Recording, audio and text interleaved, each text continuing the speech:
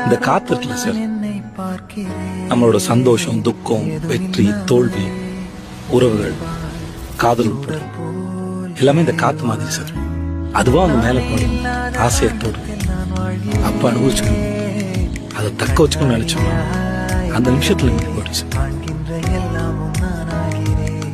இரு காலின் இடையிலே உரசும் பூனையாய் வாழ்க்கை போதுமடடா, எதிர்காணும் யாவுமே தீண்ட